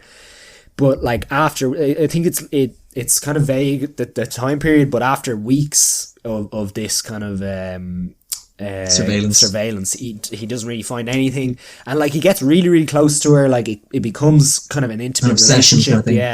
Where like he's cooking her dinner and stuff like that. He's buying the finest of sushi boxes as he interrogates. Yeah, because it is alluded to quite early on that he has the hots for her, David. Yeah, I think he fancies her. Exactly, he likes her, and she's reasonably single. Yeah, I think the one thing I forgot to say is he is actually married, but his wife doesn't live with him in the city. She lives kind of like the outskirts. Satellite town or something. Yeah, where she works in a nuclear plant. But so it kind of becomes like an infatuation. But I don't want to say too much more because, again, I would go into this as blind as possible. But I was, again, blown away by this in terms of story. I think it's just a really cool, interesting concept of, like, this crime thriller. Like, I think the crime thriller on its own would be interesting, but to have the concept of the main head detective and the head not victim, suspect having this kind of infatuation with each other was very, very interesting. And then some of the cinema choices or the filming choices was really, really not that I haven't seen it before, but I think it would really kind of stood out in some great editing. Yeah, really sharp. Like there's this whole transitions, I should say. Yeah, well, it's because there's so much point of view of like surveillance. It's interesting to have character interactions which doesn't actually exist, but there is an editing choice and there's a direction choice to have the characters interact kind of virtually, if that makes sense. Yeah, it's kind of like he's imagining what took place as he's standing there, kind of thing. You know what I mean? And then as well, there's the whole flashback scenes as well. Again, if you see it, which I really, really enjoyed. You see his voiceover as things are happening, and he's experiencing different things as crimes may be taking place. But yeah, like as Korean cinema or foreign cinema, I really enjoyed it, and it's up there for me with Parasite. I think there's less of a political and social kind of commentary on this movie. But in terms of like character driven story and just like seeing what happens between two characters, I really, really enjoyed it. I really liked where they went with it. Some people may not like the second half as much as the first half, but I think the second half actually builds on the first half for me personally in terms of like you see it more from his point of view at the start, but her point of view becomes more clear in the second half. Yeah. But yeah, I was blown away by it. And again, it's hard to tell because I think with foreign language film, it's very difficult to get your head around, is the acting good, is the acting bad? Yeah. Because you're reading subtitles the whole time, there's things you missed in terms of nuances and stuff like that. But as I mentioned, just the cinema choices, direction, editing, like for me, going in as, you know, watching a foreign film, there were things that stood out. And again, concept-wise, having this kind of Hitchcockian murder mystery with this weird kind of love story, forbidden love story, was just something I had never seen before. And yeah, I really enjoyed it. That's why I'd put it in Hidden Gem. I don't like it. No, yeah, no, that's, I don't disagree with much of that. I think, okay, nothing I say matters because I nearly fell asleep during this movie. So I was very sleepy. I don't know why. I was watching Screen 9. Yeah. It was a very hot day. I was busy. I was doing things. So, the heat of the Screen 9 got to me and I felt a bit sleepy. So maybe I didn't pick up on stuff, but I was awake for all of it. I was just sleepy. But I think for me, it was, I liked the intrigue of the mystery. I just felt it was, again, this is the heartless part of Gary. I felt the romance took away from someone. I wanted more complexity, I think, with how the case was solved. I wanted a bit more than that. I wanted a bit more of like him solving it rather than maybe some things being laid out for him at times. And then, yeah, like you say, there is that split halfway through. And, I don't want to spoil it, but I was very much like, I would have liked things to have ended differently. That would have maybe when the second part happens and the parallels to the first bit is shown in a different light from, like you said, the other character's viewpoint, but without maybe a conversation happening. Yeah. Okay. I'm just trying to say this to David and anyone who's listened to it. So for me, but it was kind of like the second half, I was like, you know what this is, lads, between the two of them. I was like, why is that this? Like, what's the fucking point between this? Like, I just got annoyed at the characters by the end. And like you said, I don't know if it was a disconnect between me and them because I had to read them rather than listening to them talk. Yeah. So, and also, yeah, so I don't know if that was maybe a disconnect between them, that I found the characters, but there was no one to root for because everyone was bad in a way, except for the partner in the second half, who was just great. I was like, I like you, you're funny, and you're not a prick. Or you didn't murder someone potentially. So, so I kind of got on vibe with that, but I think in terms of like, I didn't care for them much. And I would have either liked to see either more complexity in the crime solving stuff, because it was so interesting how he was looking to solve it. You know? And I maybe would have liked them to have a bit more distance in the first half, so that when there's maybe potential close in the second half, it's more like on the same level. Okay, yeah. I don't know. This sounds very vague to anyone listening. I get it. But yeah, and I think editing wise, why I wanted to clarify earlier why I thought the transitions were interesting, it's because this movie's too long, David. I think it's too long. I think the pacing is very poor because it feels like we're somewhat treading through similar ground in the second half, where it's just like, okay, yeah, we get, like, I get where this is going. Can we just either get there or present enough of a complex mystery for me to be intrigued with the uncertainty of how it's going to end? Which the movie somewhat did, but I didn't feel like it was enough. Yeah, I do. Maybe there's some bits that need to be kind of cut out, but like, again, I just think like because you come at it from one point of view at the start, with the detective, you know where his interests lie. And I feel like her interests are less obvious, and then in the second half it becomes more obvious. Are they less obvious? Yeah, I think so. I do. Okay, we'll discuss this off air. Yeah, but like, and the mean things said about Pierce Brosnan earlier. These are two things we need to talk about. Okay. But no, okay. No, but it's more down to your opinion. No, but like, yeah, it is. And I like, as someone who was awake for the whole thing, I trust your judgment. No, okay. Yeah, no, that's fine. Right, and then anything else with this? When I talk about, I was very bad with the movie monster on this. I couldn't think of anything. No, like, what I would say is, like, if you can go see it in the cinema, it's probably just because sometimes. Yeah. The movie monster I said was King Kong, because love and make you do crazy things. Oh, there you go. Right, we're talking about Smile then. Oh boy. So I was going to leave that towards the end. Or, no, does that... Well, it's in Hidden Gem, isn't it? Yeah, that's the only place. Well, we can slot it into movie of the month. Nah, you can leave it Hidden Gem. Well, we're going to be ending on The Lost King then. Oh, really? Oh, that's it. No, I'll go Lost King first. Well, no, that's going to be in the next category of movie. So in this, we're talking No, about we'll move Smile into best movie of the bit. Yeah, okay. and then we'll just okay. So will I talk about Intergalactic then? You're trusting me to talk about Intergalactic? Oh, sorry, we still have Intergalactic Yeah. to talk about. Okay, no, actually, we'll go Smile then. Sorry. Okay, Smile. Yeah, Smile, sorry. Intergalactic, Lost King. Oh, wow, okay. Don't really want to end on Lost King. Okay, we'll end on Smile then. Yeah. And I'll do Intergalactic, Go on, you do yeah. Lost King, Yeah. and I'll do Smile. Yeah, sure. Yeah, okay. Intergalactic's grand. It's fine. So Intergalactic is a animated feature on Netflix. It's an hour and a half, and it's very visually interesting. Go watch it now. Yeah. And that's all I like to stop it and just go watch it, Yeah. because it's kind of somewhat less. It's nothing complex. It's just make your own mind up on it first. Yeah. I think that's what's quite cool about this movie. It's written and produced by Kid Cudi, who does the soundtrack for this album, for this movie as well. Same name of the movie.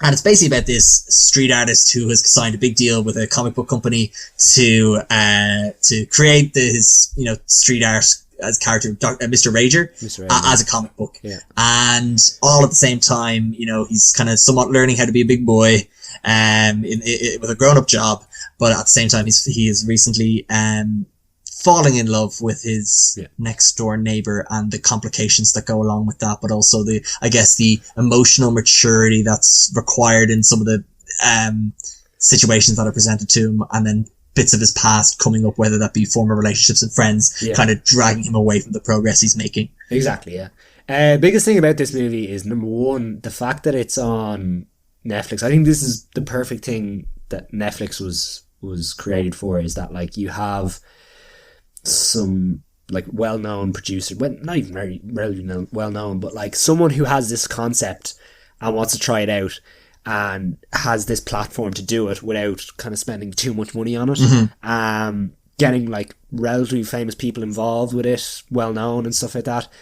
And I think when you see the amount of shit that I'm not going to just single out Netflix, but a lot of different companies just come out with and just put on their service. Is it cake?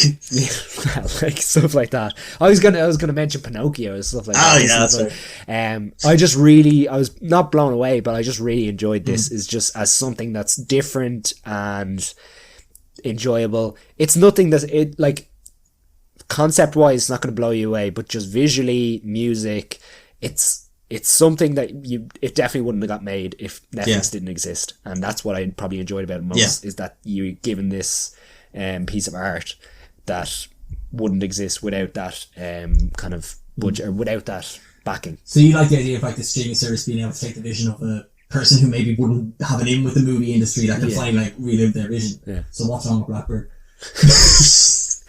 Well, he didn't release it on exactly. It's also shit.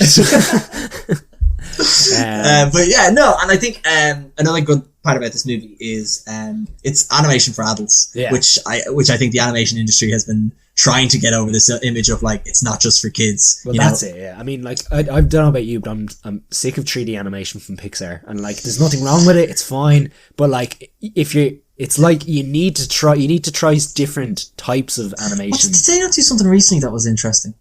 No, they did Lightyear. Yeah, that was shy.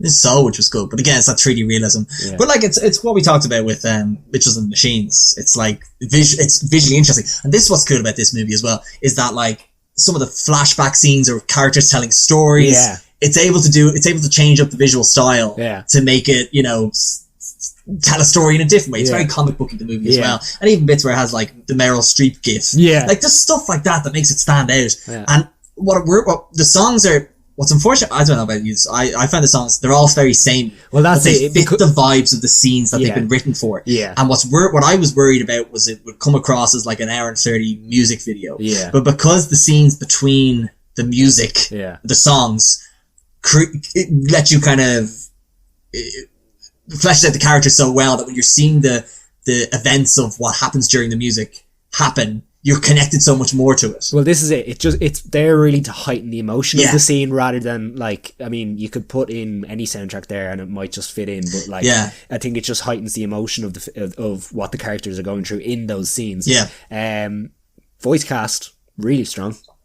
Yeah, Kid Cudi's fun. No, like I'm not saying anyone was incredible, but like just to get those sort of names on board and stuff, and they all do a decent job. Like Timothée Chalamet included. Playing very against type. Also, who else? There's actually a load of like Vanessa Hudgens is in it. Cameos in it. There is. Yeah, I didn't look into them more. I heard Macaulay Culkin. Oh, Macaulay, he's great. What's his name? Something Pete or something. And this is the thing. There's the whole theme of love. Like obviously, our main character is going through a kind of dilemma with his neighbor, but then like his friend has this story that he tells about going out with his neighbor, which is kind of like a love story, which doesn't turn out very well. This character who Macaulay Culkin plays is kind of this sweetheart who again is so in love, but like it doesn't work out for him. Yeah. So the whole theme of the movie is brought through certain characters' storylines and stuff like that. So Vanessa Hudgens has one as well, where how her first date with her husband and stuff like that. Yeah. So, again, it's just kind of adds to the whole. It's fun. It's a fun time. Yeah, and I would absolutely suggest it to anyone now if they have Netflix that they give it a look. Yeah. I didn't think of a fucking. Did I think of a movie monster for this? Predator, because it's futuristic and makes a cool noise. Cool, yeah. That's all I got. Will it take my spine out? Yeah, exactly. Okay, well, then in terms of, so Hidden Gem, although we haven't talked about Smile, it's between Entergalactic, Smile, and Decision to Leave. Yeah. And The Woman King, maybe, as well. Yeah, go ahead, sorry. No, just again, this comes down to which is the most hidden and which is the gemmiest. Because I feel like The Woman King was more well known and Smile was more well known. But like Intergalactic was less well known, but probably wasn't as strong. I'm sorry, what was the other one? Decision to Leave. Oh, it's Decision to Leave. Is it? Yeah, mate. Now, if you don't agree with that, I think Intergalactic is the most hidden. And you know what? Actually, no, sorry. Intergalactic is the most attainable for any person. That's what I think as well. So I think it's the most gemmest, the hiddenest gemmest. Yeah. That's fair, yeah. No, because I'm not against Decision to Leave. I just don't think... You said it was a green on the traffic light system. I disagree with that. That's not... Is Jer watching that? Yeah. No, Paul's not. No, yeah, that's fair, yeah. Yeah, I think just subtitles wise... Yeah, well, we asked Pierce. Yeah. Pierce, what do you think of Decision to Leave? Then maybe you shouldn't be living here! Oh, he got confused again. Because not living somewhere is a decision to leave, isn't it? Fuck. We need to be more specific with him. He's a silly boy. Pierce, how you doing? Can I get you anything else? Vodka martini. Shaken, not stirred. You're gonna have to cut. What do you think of these? What do you think of these answers? Oh, very good. I haven't heard any Mamma Mia yet. Don't be ruining it. I'll for the next one. Okay, so we're saying Entergalactic? Yeah, I think that's very solid. I think that's a great hidden gem. Yeah. I really like the soundtrack. I've listened to it. I just play it on loop. I think Angel's probably my favourite song. Okay, that's fair. Because I just remember in the movie it fits so perfectly because it's so different to everything else. See, that's the thing though. I know the criticism you had of the soundtrack being very samey, but I feel like that's the same with a lot of movie soundtracks. Yeah, no, I could. Yeah, no, of course. But it's just more like I couldn't tell you the difference between two songs. Yeah. But if I listen to the album, I'm like, that's one I like, but I couldn't remember the name of it. Yeah, does that make sense? Yeah. Right. Okay. Let's keep it. Poovy.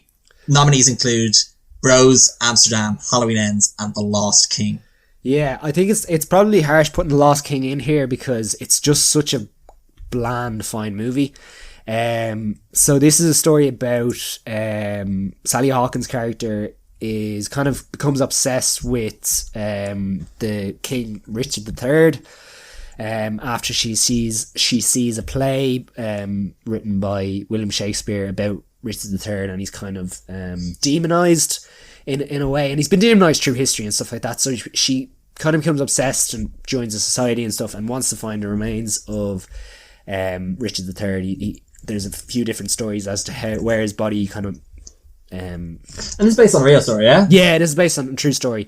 So number one, what I will say is all the acting in this is actually pretty good. We have Steve Coogan and Sally Hawkins. Sally Hawkins is great, and I think she's great in anything. But yeah, she's been good in she was good in Shape of Water. Yeah, and something else recently. Or something else I've seen recently. She was in one of those movies this year. She would be, yeah. No, do you know the one? That's what she's known for. What was the one with the golf? Oh, Phantom of the Opens. Was she in that? Yeah. Or the Duke. Or the Duke. No, One of Helen those. Mirren was the Duke. Okay, yeah. She's in Phantom of the Opens. She's very good in that. Yeah. And she's great in Paddington's Paddington as well, yeah. Oh, she's in Layer Cake. I don't remember in Larry. Well, this is Google lying to me again. Oh, she's in Wonka with Timmy Chalamet. Yeah, she is. I wonder what... No, she's in the other Wonka. She's in the Johnny Depp one. She's the ma. Okay, well, all I'm going to say is... This is lying. Google. We need to talk to Google. Anyway, look.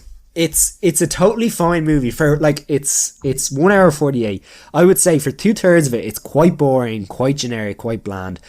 I've never really got on board with the story because I'm not a big royalist. Like I just who gives a shit about finding the remains. The king who got every care taken to him, and anything he asked for he'd get. Yeah, and he's not remembered well. Yeah, exactly. But was he remembered for being nice? Yeah, exactly.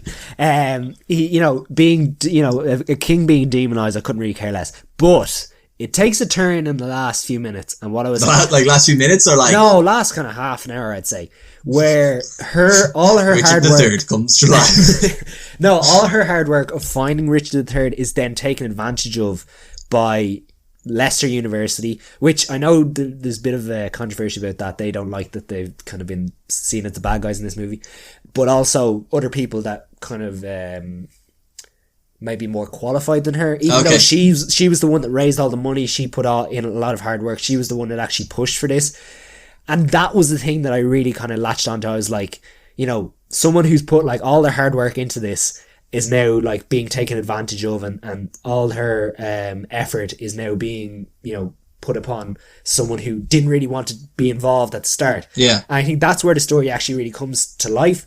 So that's why I don't really want to put it in Poovy, but it's just the first hour of this movie, I'm like, I couldn't really care less. Now, some people might actually enjoy it. They might actually get on board with where Sally Hawkins was coming from. Steve Coogan does a good job. I don't think he's not anything really great, but just in terms of that last half an hour, I really actually quite enjoyed this whole idea of people in power just taking advantage of like someone who's put in a lot of effort into a project that's close to their heart. Fuck the bits. Yeah, sort of. But it's not your vibe, David? It's not even that. It's just this could have been based in America. It could have been based in Ireland. Yeah. And it just imagine like someone's put in a lot of effort to find Michael Collins' remains. Yeah. And then suddenly at the end, they finally find the remains, and then Trinity College come along and say how they've done such a good job in being involved in this or something like it's that. It's not easy for you to get me on board with Trinity being the villains. Yeah, exactly. So in terms of that, I didn't mind it. But yeah, just overall, it's a fine movie. Yeah, no, that's fair. Yeah.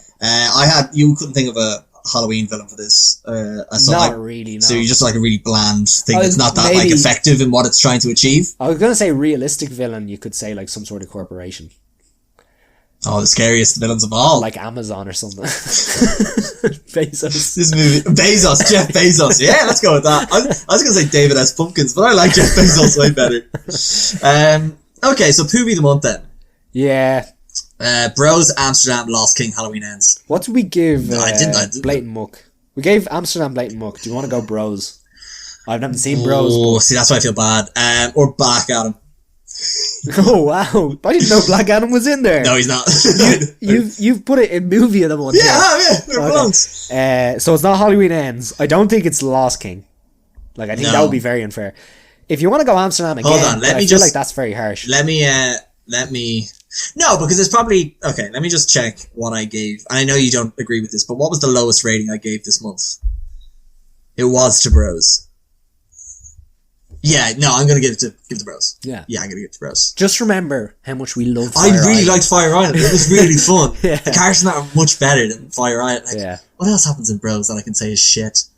Oh, the whole end scene. You know the bit where someone has to win someone else back? Yeah. Fuck that. I was so done with it. And then also, I don't know. I didn't enjoy it. But again, it's very emotional. People might get moved to tears. This is rock. Gary doesn't have any tears. No tears. Okay, cool. So shall we then move on to movie of the month, David? Yeah. We've already talked about two nominees, Black Adam. Sorry. We've already talked about We've already talked about two nominees. Banshees of Inisherin and Decision to Leave. But the last one we wanted to film was a movie called Smile. Smile isn't like... We didn't think we'd be giving this movie the month. No. I didn't even want to go see this movie. It's on 9 o'clock in the small little theatre, small screen in Omniplex, but it's a movie that I'll probably never forget till the day I die.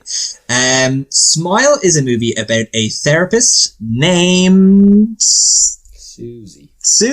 Oh, by the way, we can cut this out, but she is a Monka, Sally Hawkins. Oh, there you go. Yeah, here we go.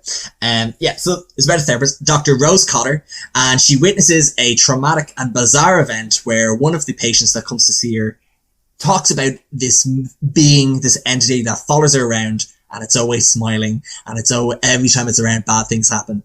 And what happens then is, and it's not too much spoiler because it's in the trailer, this person kills themselves in front of Dr. Rose Cotter whilst giving this very creepy smile. And since that event, these weird events and occurrences seem to keep happening around Dr. Rose Cotter, and things that are happening to her starts to align with what this patient had been telling Rose Cotter. Yeah. And it goes on for her to have to try and, understand this thing and to stop these events occurring.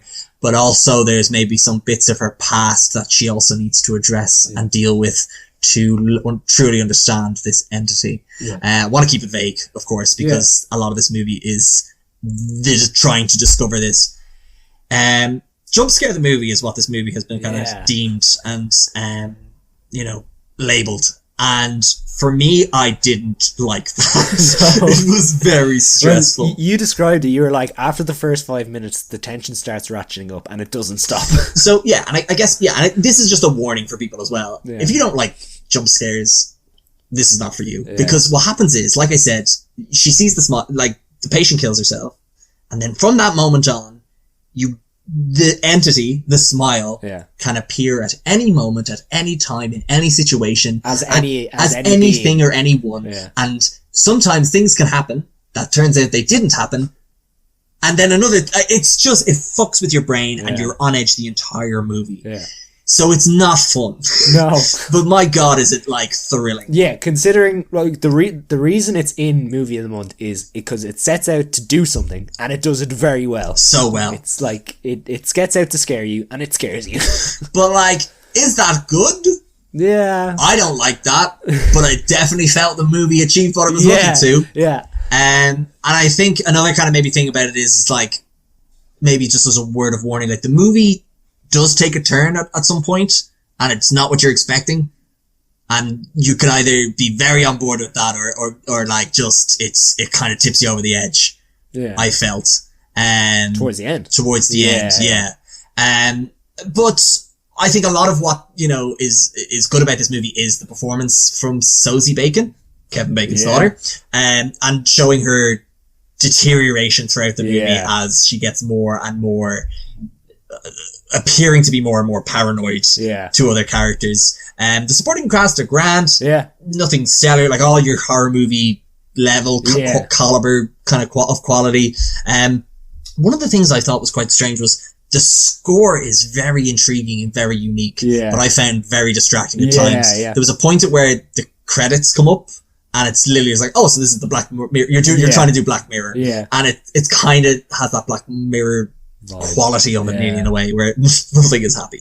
Yeah. And then some of the visual choices, I didn't really understand them, but they were definitely a lot of the aerial views. Yeah. I was like, what the fuck was the point of those? But they looked great, but I don't really understand where they were trying to go with it. Yeah. So there's a lot of aerial shots where there's certain look at maybe it's, I don't know, maybe they're trying to focus on how strange things are. So you look at it at certain points of view, things like that. But I didn't, it really, it took me out of the movie a little bit, but I wasn't too bothered by it, And then the only other things that I want to mention was some of the characters are very cartoony, the sister. Yeah. It's just her and her husband, what is that? That's just such a weird character. Yeah. I didn't really understand where they were trying to go with that.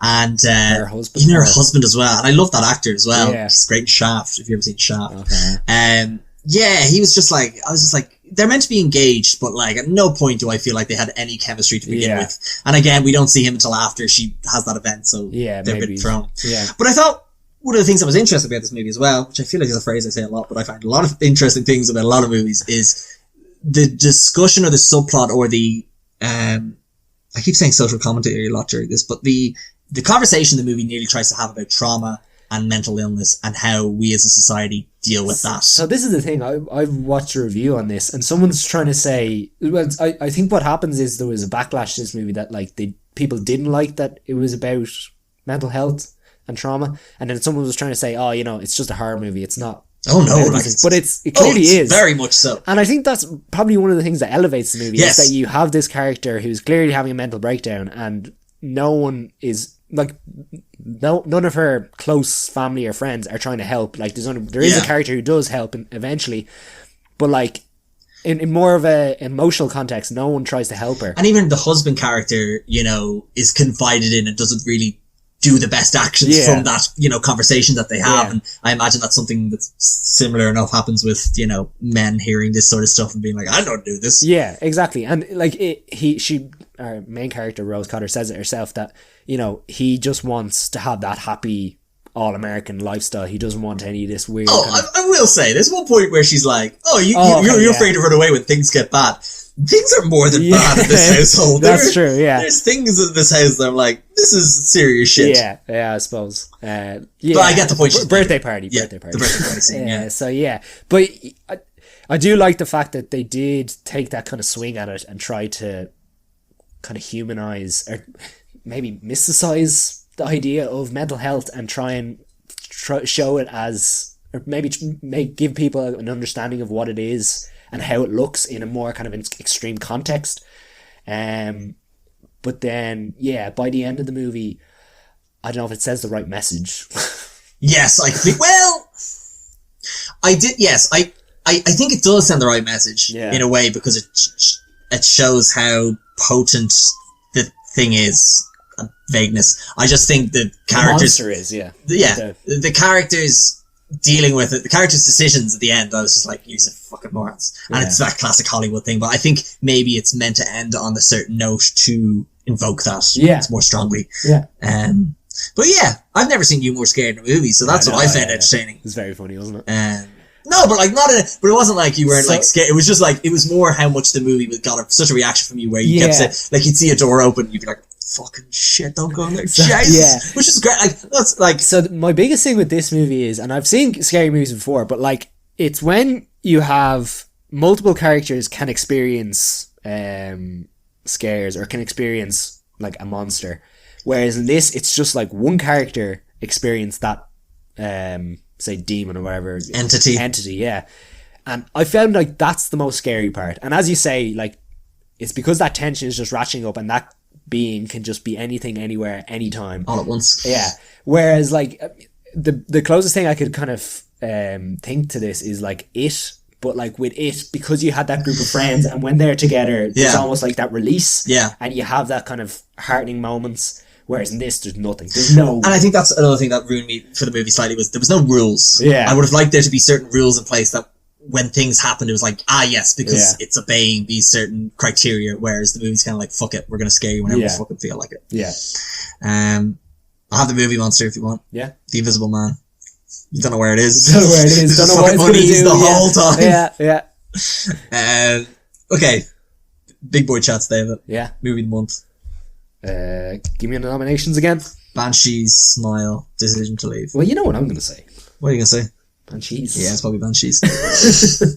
Like, as much as I love... No, like, in terms of the best quality movie to come out this month, I think is Banshees. Yeah, that's fair. Plus Ireland.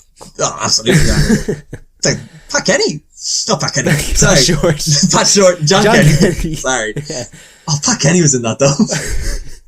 Someone going up tearing tickets in front of him. Yeah, exactly. Probably give it that. I don't think I have anything left Pierce to say. Oh, Pierce. Navan native actor Pierce. What are your thoughts on it? Navan is deep in my heart, on the banks of the Boyne there, across from the town. My grandfather, God bless him, built a lovely little bungalow, and that was my home. I don't know if it's still there. Thank you, Pierce. He loves that. He loves it, doesn't he? I feel like he's been a very bad guest. He's not answering any of our questions. And Pierce, if you're going to keep this up, we're just going to leave. When you're gone, how can I even try to go on? Wow. There we go. What an insight. There we go. Okay, it's very late. Will we do what's coming out in October very quickly? Go for it, yeah. Okay, so we've already gone through what's Sorry, October, November. Oh, I probably should have mentioned this up top. November. I'm doing November. I might throw a link in. If anyone wants to November's a great charity. They do a lot of stuff about men's health, from, prostate cancer to testicular cancer, and also mental health. You should look into it just as a charity, and if you know anyone who's doing it, donate to them. But I'm doing it, and you might know me, so maybe donate to me, but you don't have to. Just check in, my mate. That's just as good. Alright, Gary, I'll get to it. You doing it? You're going to stash with me, David? No. Oh, boo. Sorry. Okay, well, that was worth a shot. Right. November movies. What is coming out? I can list them all, and you can tell me what you're most excited for, or I can just do a bit on each of them if you prefer. No, I have a list here. Okay, well, there's Enola Holmes 2.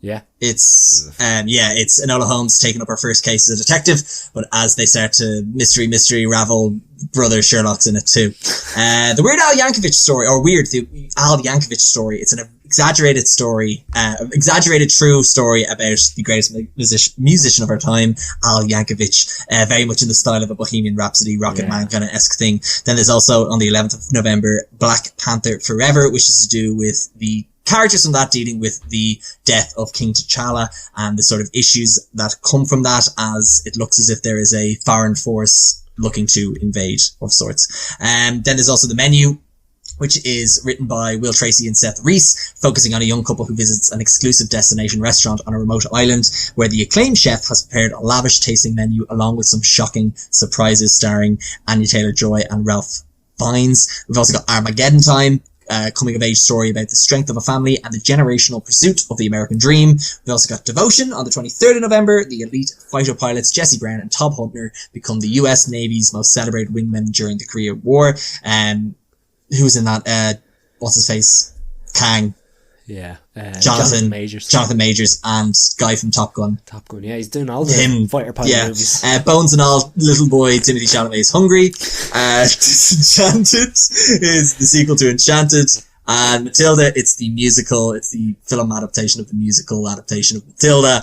And then the 25th of November, we've got Strange Worlds, which is a animated movie from Disney with Jake Gyllenhaal about the Clades, who are a legendary family of explorers whose differences threaten to topple their latest and most crucial mission into uncharted and treacherous territory. There's another one you didn't mention here, apart from, The Strange New World, take that, Taylor Swift. There's one here, After Sun. You didn't hear about this? Fuck Paul Mescal. Fucking shit about it. Oh, you're doing the same character in a movie again, but with a little girl this time, and your hand's broken. Get over yourself in your weird fucking suits. Go eat some fucking Denny sausage. Sorry, I just wanted to bring that up. That'd be very funny. Sorry. Yeah, no, it's fine. Paul Mescal's fine. He's just... No, yes. I just like to see him act well. What am I looking forward to? Looking forward to Black Panther. Looks cool. Looking forward to Timothy Chalamet being hungry. Yeah. I don't know. Looks violent. We've seen a lot of cannibals this year. Yeah, it's to do with some love relationship between Timothy Chalamet, who's a cannibal, and a woman. Yeah. Yeah, they're the two to stand out. The Menu, I've seen reviews of that. Seems good. So what interests me about The Menu is the writer Seth Reese, I think it is. Him and another guy, Tracy, I think, are writers for the Last Week Tonight and Seth Meyers. Oh, okay. And they also did some stuff for Succession. So I imagine this movie's going to be very political and very social commentary. Let's say that word again. So it's going to be very witty in some of that sense. So I'm intrigued for in that sense, because I imagine it's going to do something with the 1% and stuff like that. 1%. So that has me interested. For me, Black Panther Wakanda Forever, I'm intrigued because, it just looks visually interesting. The character Namor looks quite cool. Yeah. I'd be interested to see how they deal with the whole not recasting T'Challa, Chadwick Boseman's T'Challa. Enola Holmes 2, I couldn't give a shit about. No offense, but I just really didn't enjoy the first one. Weird. The Al Yankovic story, I'm very intrigued with, because so that's coming out in Prime, is it? It's coming out in Roku. Oh. Wow. I don't know what that is over here. I think it's Disney. Is Prime over here? Prime or Disney, yeah. Oh, fair. It's basically a parody of Bohemian Rhapsody, kind of biopics. So I'm Weird Al's really funny anyway. And so to see, Dan Radcliffe, he can do whatever he likes, so I'm intrigued by that. There's some good movies there. There's some movies we missed actually. Sorry, there. I'm just saying. On All Quiet on the Western Front and Barbarian and. Oh yeah, we'll get to those. Maybe we'll see. Yeah. But yeah. Yeah. That's it. That's October. Shinee. Do we have anything else to say, Pierce? Nah, probably leave it to it. Right. Okay. Well, David, thank you very much as always. Welcome. And for everyone listening, cheers. If you want to know when new ones are coming out. Boy, this is a long one. Fuck. I know. Still shorter than Decision to Leave. But, yeah, take that, Decision to Leave. But, I was going to say, so yeah. Longer than the podcast. You can subscribe on Spotify, Apple, all the usual podcast mediums. You can follow us on Letterboxd at David DScannon10 and Gary O'Brien spelled in a funny way. You can follow at Reading the Peers on Instagram to see our reviews going up there and potentially something mustache related for November. I'll see what sort of mood I'm in. But yes, very much appreciated. Thank you very much for listening and have a fun time. We're still friends, are we? No. Is Pierce your best friend? Oh, Pierce, I'd never cut my fingers off Pierce.